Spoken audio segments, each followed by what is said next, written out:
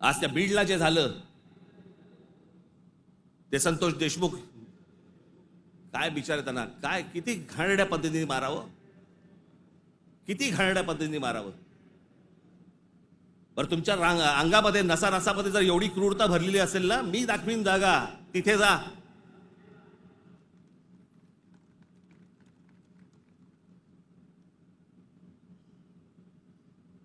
पण हे सगळं झालं कशातनं?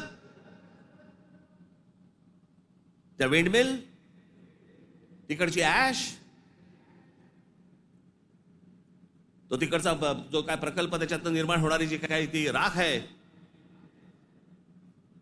म्हणजे मी आजपर्यंत ऐकलं होतं की राखेमधनं फिनिक्स पक्षी उभारी घेतो. आमच्या बीडमध्ये राखेतनं गुंड तयार होतात.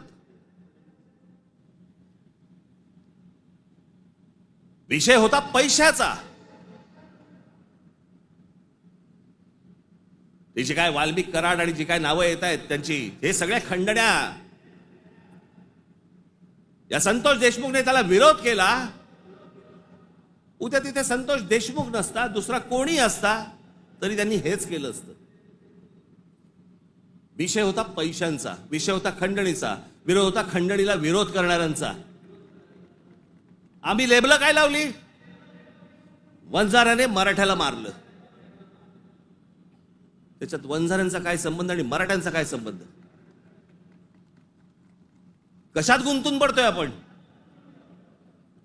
पण तुम्हाला गुंतवलं जातंय, हे राजकीय पक्ष तुम्हाला गुंतवतायत त्याच्यामध्ये, त्याच्यातच गुंतून राहा. आमच्या मुलांच्या शिक्षणाचा विचार करू नका, विषय आणू नका. आमच्याकडे रोज शेतकरी आत्महत्या करतायत. आता दिवसाला 7 आत्महत्या होत आहेत दिवसाला शेतकऱ्यांच्या. पाहू नका. आमच्याकडे रोजगार निर्माण होत नाहीये, लक्ष देऊ नका त्याच्याकडे. असंख्य मुलं आणि मुली मराठवाडा सोडून पुण्याकडे येत आहेत, दुर्लक्ष करा त्या गोष्टींकडे. आम्ही कशात अडकवलंय त्यांना? सगळ्यांना जातीपातीमध्ये अडकवलेलं आहे.